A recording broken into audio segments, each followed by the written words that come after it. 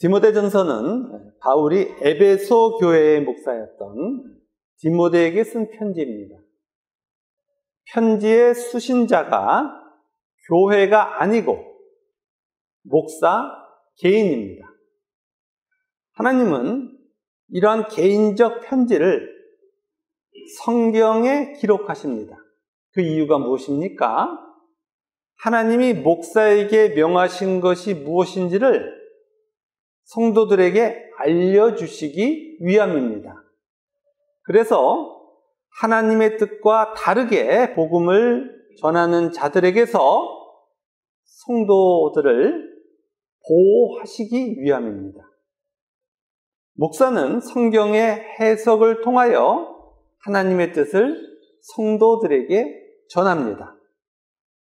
성경이 아닌 다른 경전을 사용하지 않습니다. 그런데 문제는 성경의 해석이 다르다는 것입니다.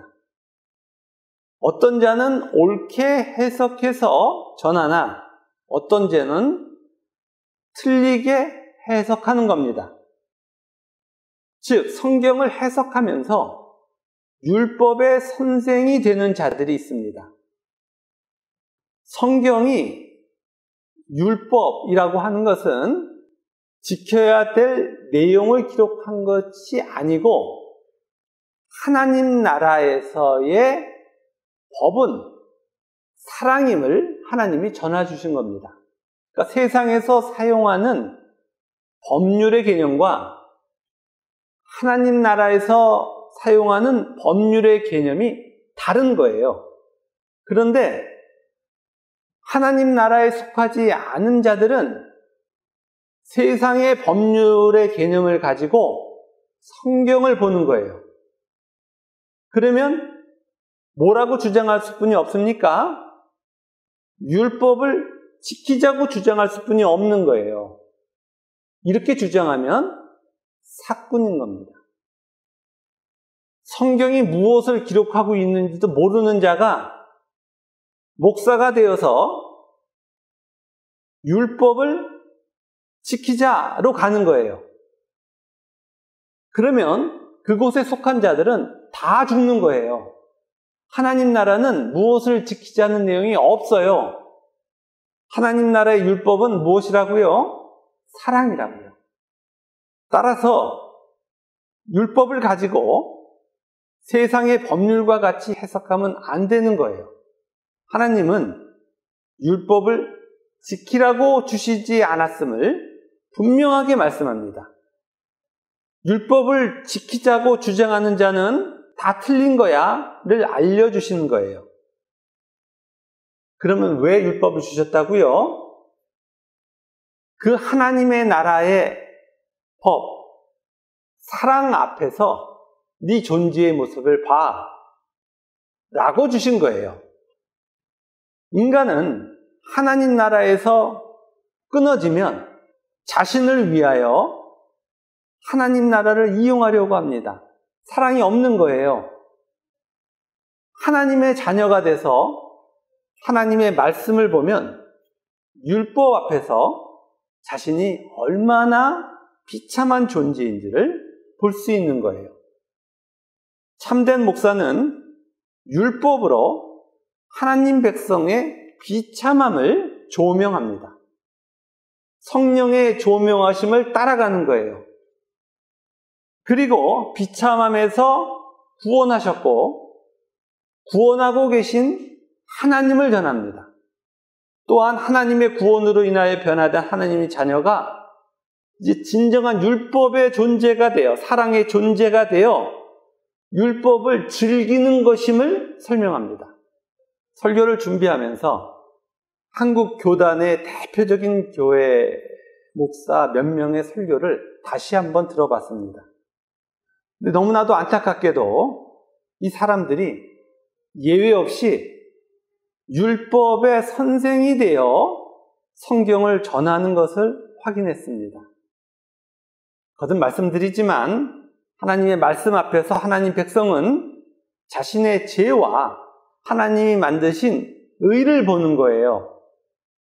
구원을 받았다는 것은 성부 하나님의 예정하심과 성자 하나님의 대속하심과 성령 하나님의 내주하심의 사건이 발생한 것을 의미해요.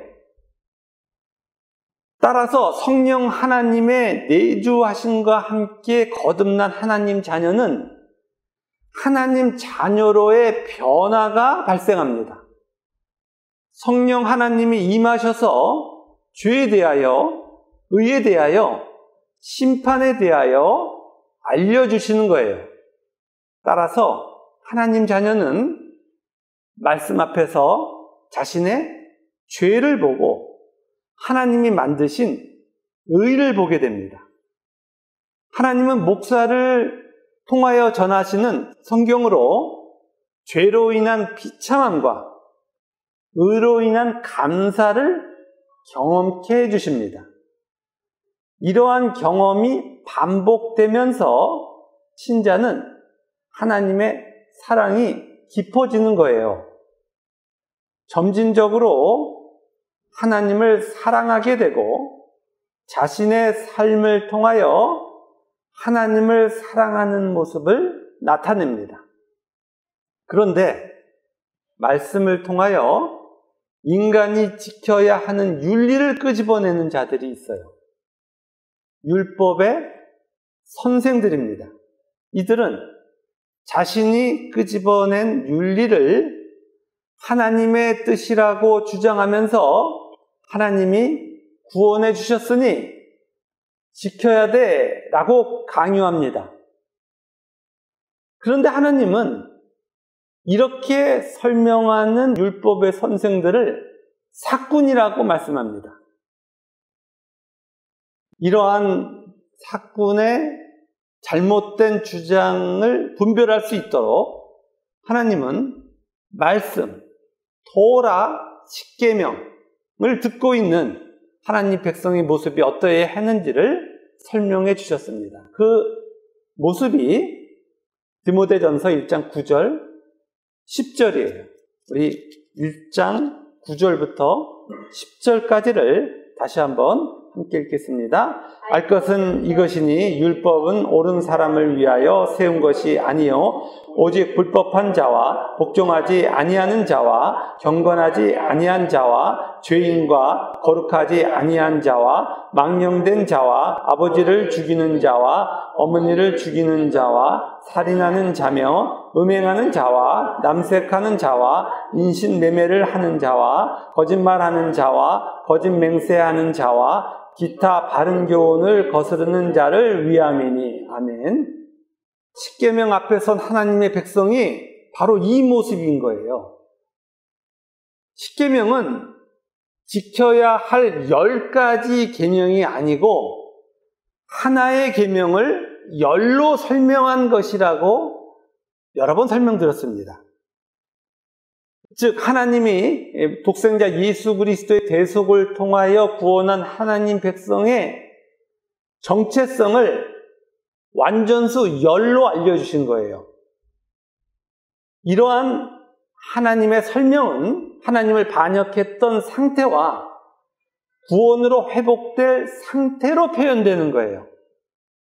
나 위에 다른 신을 섬기지 말라는 1계명을 통하여 하나님 백성이 하나님이 아닌 자신을 신으로 섬기는 죄인인 것과 반면에 하나님이 구원하시어 자신을 섬기지 않고 하나님을 섬기는 의인으로 회복되었음을 말씀하고 있어요. 1계명은 하나님 백성이 하나님 나라의 법을 깨뜨리고 불법을 저지른 자임을 깨닫게 합니다. 이러한 불법의 증거가 양심이에요. 인간은 자신이 옳다고 여긴 것을 어기거나 또는 틀린 것으로 여긴 것을 행하면 가책을 느낍니다. 하나님을 반역한 것에 대해서는 가책을 느끼지 않고 하나님의 뜻과 무관한 자신의 뜻에만 반응하는 거예요. 불법의 존재예요.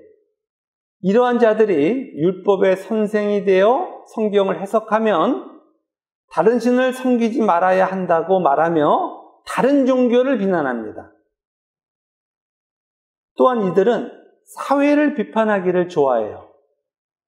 윤리만을 양심으로 가지고 있기 때문입니다. 지정이 전부가 세상의 가치 안에 갇혀 있어요.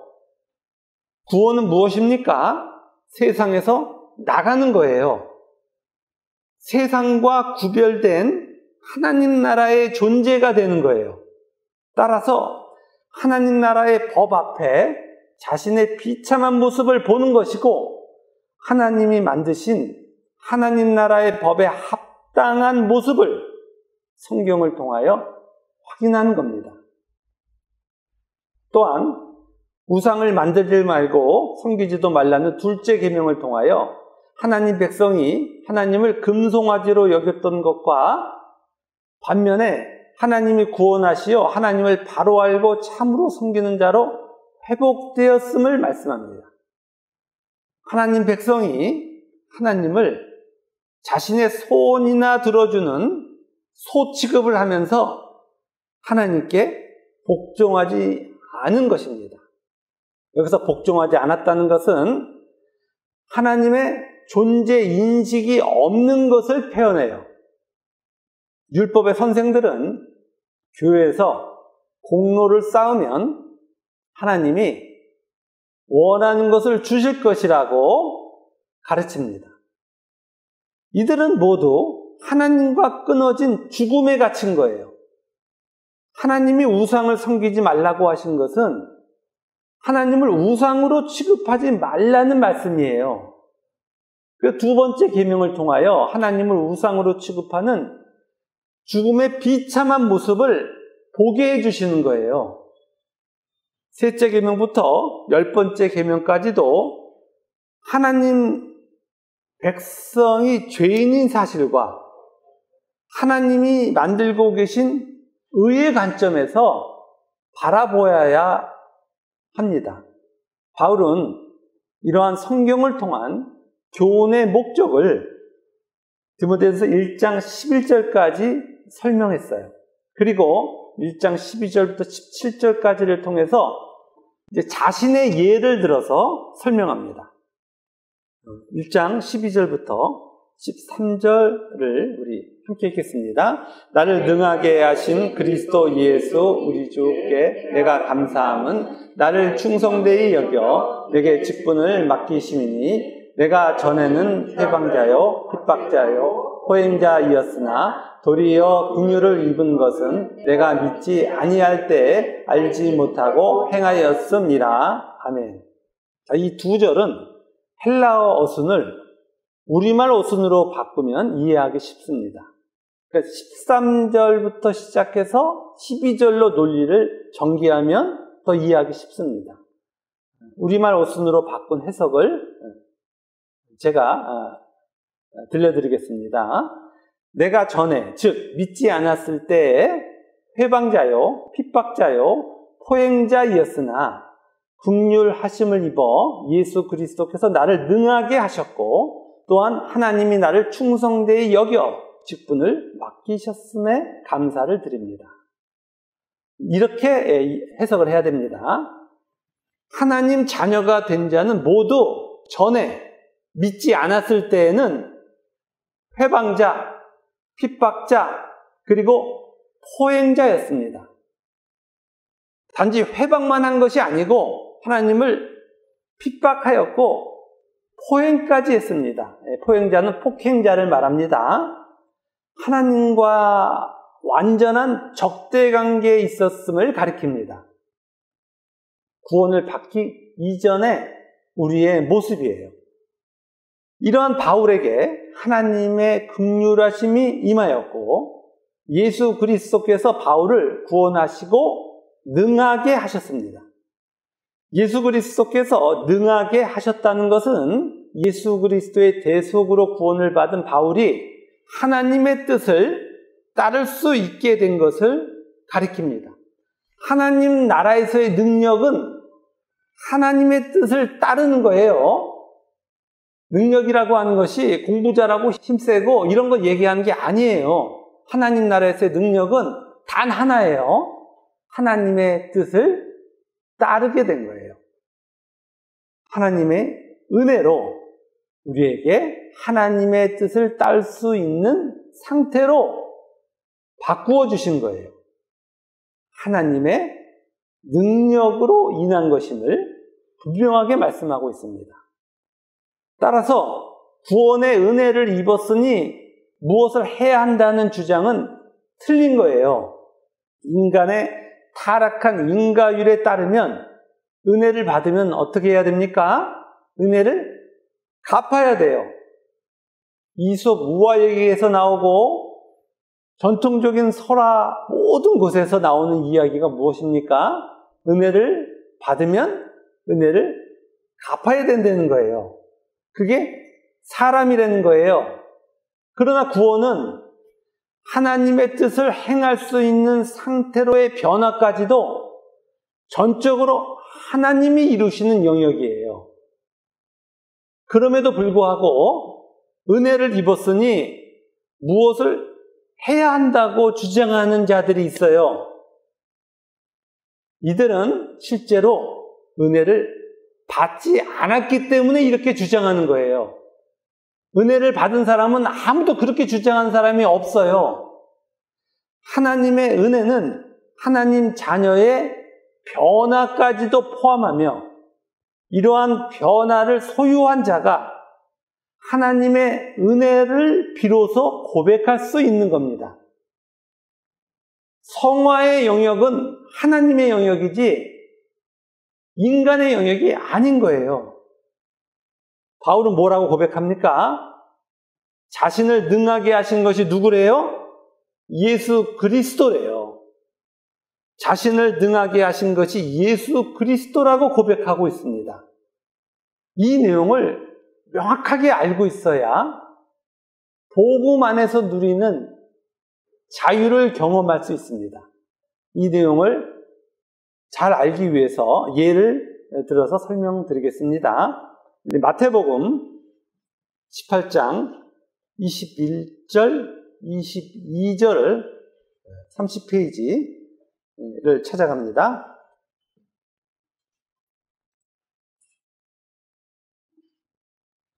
마태복음 18장 21절, 22절을 함께 읽겠습니다. 그때 베드로가 나와 이르되 주여 형제가 내게 죄를 범하면 몇 번이나 용서하여 주리이까? 7번까지 하오리이까? 예수께서 이르시되 내게 이르노니 7번뿐 아니라 7번을 70번까지라도 할지니라. 아멘. 베드로가 형제가 내게 죄를 범하면 몇 번이나 용서할까요? 라고 예수님께 묻습니다. 자신이 생각하고 있는 율법의 완전수인 7번까지만 하면 되는 것이냐고 묻고 있어요. 이런 베드로의 질문에 예수님께서는 7번을 70번까지라도 해 라고 답하십니다. 그러면 용서를 7 곱하기 70인 490번까지 하라는 것일까요? 아니요. 무한히 용서하라는 말씀입니다. 그런데 인간이 어떻게 형제를 무한히 용서할 수 있습니까? 그것은 할 수 있는 영역이 아니라는 거예요. 존재적 변화가 일어나야 가능하다는 거예요. 그래서 이러한 질문에 대한 답이 무엇인지를 알게 해주시기 위해서 예수님께서 예를 들어주십니다. 우리 마태복음 18장 23절부터 34절까지를 우리 한 절씩 우리 교독합니다. 그러므로 천국은 그 종들과 결산하려 하던 어떤 임금과 같으니 갚을 것이 없는지라 주인이 명하여 그 몸과 아내와 자식들과 모든 소유를 다 팔아 갚게 하라 하니 그 종이 엎드려 절하며 이르되 내게 참으소서 다 갚으리이다 하거늘 그 종의 주인이 불쌍히 여겨 놓아 보내며 그 빚을 탕감하여 주었더니 그 종이 나가서 자기에게 100데나리온 빚진 동료 한 사람을 만나 그들로 목을 잡고 이르되 빚을 갚으라 하니 그 동료가 엎드려 간구하여 이르되 나에게 참아주소서 갚으리이다 하되 허락하지 아니하고 이에 가서 그가 빚을 갚도록 고개 잡은 것을 그 동료들이 그것을 보고 몹시 딱하게 여겨 주인에게 가서 그 일을 다 알리니 이에 주인이 그를 불러다가 말하되 악한 종아 내가 이기에 내가 내 빚을 전부 탕감하여 주었거늘 내가 너를 불쌍히 여긴 것 같이 너도 내 동료를 불쌍히 여김이 마땅하지 아니하냐 하고 주인이 노하여 그 빚을 다 갚도록 그를 옥졸들에게 넘기니라. 아멘. 어떤 임금이 종들과 결산할 때 10,000달란트 빚진 자의 빚을 탕감해 줍니다. 그리고 난 후에 이 종이 나가서 자기에게 100데나리온의 빚을 갚지 못한 사람을 옥에 가둡니다. 10,000달란트와 100데나리온은 무한대의 점 같은 거예요. 근데 이 소식을 임금이 들었습니다. 10,000달란트의 빚을 탕감해준 자를 도로 잡아 원래 상태에서 빚을 다 갚도록 옥졸에게 넘깁니다. 하나님께서 이 비유를 통해서 하나님의 뜻을 이제 35절을 통해서 말씀해 주십니다. 35절을 함께 읽겠습니다. 너희가 각각 마음으로부터 형제를 용서하지 아니하면 나의 하늘 아버지께서도 너희에게 이와 같이 하시리라. 아멘.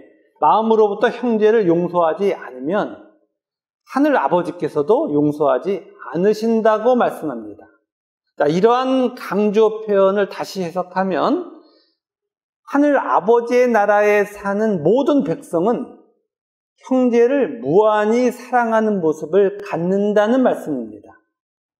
어떻게 무한히 형제를 용서합니까? 무한히 용서한다는 것은 용서가 본질인 자로 변화할 때만 가능한 거예요. 따라서 하나님의 나라의 하나님의 백성들은 형제를 무한히 용서하는 상태로 변하는 겁니다. 이 땅에서 변화하는 것이기에 하나님 나라에서 이루어지는 그 일이 현실의 교회에서도 나타나는 거예요. 그러니까 용서가 본질인 자들로 변하는 자들이 모이는 곳이 교회의 모습이에요. 그런데 이러한 모습은 인간이 하자고 되는 게 아니에요. 인간의 실력으로는 불가능해요. 오직 하나님의 사랑과 능력으로 하나님께서 하나님의 백성을 변화시켜 주실 때 가능한 거예요. 용서는 율법을 완성하신 그리스도 안에만 존재하는 겁니다. 율법인 하나님을 사랑하는 자만이 정죄와 송사를 발생시키는 율법의 윤리적 해석을 하지 않게 되는 거예요. 자, 이러한 현상을 구체적으로 설명드리겠습니다. 자, 하나님 나라의 율법은, 하나님 나라는 그 법이 사랑이에요. 그 사랑을 하나님이 시작하셨고 하나님 자녀인 우리들은 전적으로 타락한 자리에서 구원을 받아 예수 그리스도 안에 들어가면서 이 사랑이 시작되는 거예요. 그리스도 안에서 무한한 용서를 받으며 사랑의 존재로 변해가는 거예요. 그런데 이런 무한한 용서를 받은 자, 10,000달란트의 빚을 탕감받은 자의 모습이 변화하지 않고 용서하는 존재로 바뀌지 않는다면 하나님이 어디로 가라고 하시는 거예요? 지옥으로 가라는 거예요. 그런 자들은 하나님 나라에 없어 라고 설명하는 거예요. 바로 이러한 놀라운 일이 교회에서 일어나는 겁니다. 교회의 구성원이 된다는 것은 사랑의 대상이 된다는 것을 의미합니다. 끊임없는 용서와 함께 사랑의 존재로 변해가는 거예요. 사랑의 존재는 용서의 관점에서 어떠한 모습을 나타냅니까? 자신을 포함해서 모든 인간이 전적으로 부패하고 무능하다는 사실에 대하여 동의하는 모습을 갖습니다. 인간을 아는 거예요. 죄인이라고 하는 것을 모르는 자는 교회에 있을 수 없는 거예요. 하나님 나라에 없는 거예요. 윤리적 용서가 자신이 너그러운 존재임을 밝히는 행위인 것과 대조적으로 신자들은 용서한다는 것을 자신을 포함해서 모든 인간의 전적 부패와 무능에 대한 동의로 시작하는 거예요. 용서를 받아야 할 자를 타락한 존재에서 나오지 못하고 있는 비참한 자로 인식하는 거예요. 우리 모두 다 거기 있었잖아요. 우리는 그 비참함이 무엇인지 알잖아요. 따라서 하나님의 구원만이 그 타락한 모습에서 나오는 일을 발생시킨다는 것을 우리는 알고 있는 거예요. 교회에서 일시적으로 갈등이 있을 수 있습니다. 그러나 진리를 소유한 하나님 백성들은 갈등의 원인이 무엇인지 알아요. 그래서 해가 지기 전에 분노가 없어지는 거예요. 그래서 해가 진다는 것은 하나님이 허락한 교회의 끝을 의미하는 거예요. 우리는 이 진노를 가지고 하나님 나라에 가지 않는 거예요. 갈등의 원인에 대해서 우리 다 그 비참함을 알고 있기에 오직 하나님만을 바라보며 하나님, 저 형제를 이 비참함에서 건져주시옵소서라고 기도할 수 있는 거예요. 용서의 존재가 되었다는 것은 비로소 하나님 나라의 백성이 되었다는 것을 말하는 거예요. 그런데 이것을 용서해야 돼 라고 바꾸면 어떻게 되는 거예요? 용서하는 자의 훌륭함과 용서하지 못하는 못난 자로 나누어지는 거예요. 그러면 그 훌륭함의 원인이 누구한테로 가는 거예요? 인간에게 가는 거잖아요. 그러면 그 나라는 하나님 나라의 인간의 나라예요. 인간의 나라가 되는 거예요. 그런데 너무나 많은 사람들이 교회에 와서 어떤 윤리적 설명을 듣기를 원한다고요. 또 어떤 자들은 그런 윤리적 설명을 하는 거예요. 윤리를 더 고급화시키는 거예요. 그거를 지켜내면 멋있도록 만드는 거예요. 그래서 그 멋있는 것을 이루어내기 위해서 인생을 걸어버려요. 자기를 신으로 만드는 작업을 하는 거예요. 진정한 사랑으로 하는 어떤 행위는 자랑할 것이 없어요. 진정한 사랑은 누가 만든 거기 때문에요? 하나님이 만드신 거기 때문에요. 진정한 사랑, 진정한 하나님 자녀의 모습을 나타낼 때는 그 모습에서 나타나는 그 모든 공로를 누구에게 돌리는 거예요? 하나님에게 돌리는 거예요. 그리고 그러한 모습을 가지지 않은 어떤 자들은 비난과 정죄의 대상이 되는 게 아니에요. 교회에만 있는 독특한 모습을 성경은 반복해서 믿음이 장성한 자가 믿음이 연약한 자를 용납하는 것으로 설명해요. 믿음이 연약한 자, 여전히 세상적 가치 속에 살아가고 있는 그들의 그 못난 행동을 믿음의 장성한 자에 있는 분들은 아는 거예요. 그 원인을. 그래서 그분들이 믿음의 장성함을 가질 수 있도록 어떻게 하나님의 일하심에 참여할 것을 고민하는 거죠. 그런데 예배 잘 드려야 돼, 전도해야 돼, 선교해야 돼, 사회에 가서 하나님의 명예에 먹칠하지 않고 바른 생활해야 돼,로 신앙을 규정해버리면 그곳에는 하나님이 존재하지 않는 거예요. 모두 다 인간의 행위로만 채워지는 거예요. 디모데전서는 이 구분을 명확하게 설명함으로써 하나님 자녀들이 사꾼에게 빠지는 것을 막아주고 있습니다. 율법의 선생에 대해서 용서를 하자는 윤리적 주장을 불과한 것이고 복음이 아니라는 것을 다시 한번 기억하셔야 됩니다. 자, 그런 복음은 무엇입니까? 1장 14절 디모데전서 1장 14절을 함께 읽겠습니다. 우리 주의 은혜가 그리스도 예수 안에 있는 믿음과 사랑과 함께 넘치도록 풍성하였도다. 아멘.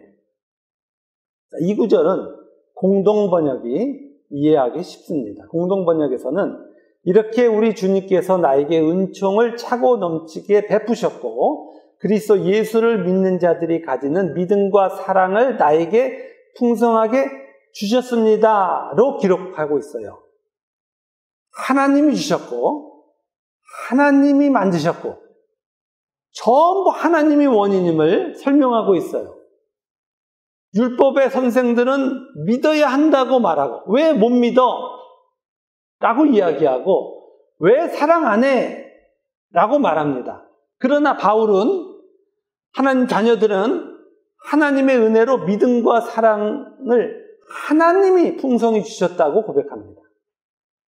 복음은 오직 하나님의 은혜로만 전적 타락의 존재가 구원받는 것임을 내용으로 합니다. 구원을 받았으니 무엇인가를 하자는 복음이 아니에요. 교회가 선이라고 여기는 예배, 봉사, 전도를 하자고 하면 악이에요. 예배, 봉사, 전도가 문제가 있는 것이 아니고 예배, 봉사, 전도를 자신의 의로 여기는 게 악인 거예요. 거룩한 산제물을 드리는 예배나 머리이신 예수 그리스도의 지체가 되어 몸에 참여하는 봉사나 거룩한 하나님을 증거하는 전도는 모두 하나님이 만들어주신 사랑과 믿음의 표현이에요. 그런데 구원을 받지 않은 자가 교회의 형식을 끌고 와서 그거 하자고 거짓말하면 악인 거예요. 하나님께 거룩한 산제물 드려야 하는 예배를 대신하여 더러운 자신의 욕망을 드리면 예배라는 형식을 취했어도 악한 거예요. 또한 자신의 욕망을 이루기 위한 공로가 필요하여 봉사나 전도를 하는 것도 악한 겁니다. 복음은 전적으로 타락한 인간에게 임한 하나님의 은혜의 사건이에요. 신앙의 내용 중에서 하나님의 은혜가 아닌 것은 아무것도 존재하지 않습니다. 이러한 복음이 마음에 들지 않는 분이 있을 수 있습니다. 복음을 들으면서 마음의 불편함을 느낀다는 것은 여전히 죄의 비참함을 경험하지 않았기 때문이에요. 또한 무한하신 하나님의 능력으로 만들어진 의가 없기 때문이에요. 만일 비참함도 경험하지 않았고 하나님이 만드신 의도 발견할 수 없다면 절대 무엇을 하려고 하시면 안 돼요. 오직 하나님의 은혜만을 구하셔야 됩니다. 성경을 요약한 조직신학의 설교가 유튜브에 올라가 있습니다.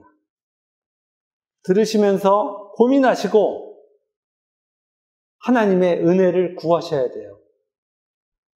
저는 날마다 우리 지체 모두가 구원을 받기를, 구원의 은혜가 있기를 기도하고 있습니다. 아마 믿음에 장성한 우리의 지체들이 저와 동일하게 기도하고 계실 거예요. 복음으로 삶이 변화하는 것이 이 세상의 단 하나의 축복이에요. 바울은 12절에서 하나님이 자신을 충성되게 여겨 직분을 맡기셨다고 밝힙니다.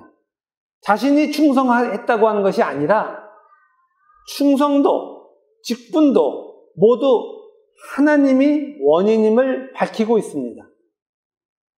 하나님과 하나님 백성의 관계는 저항할 수 없는 하나님의 무한한 은혜와 전적으로 타락한 하나님 백성으로 시작되는 거예요.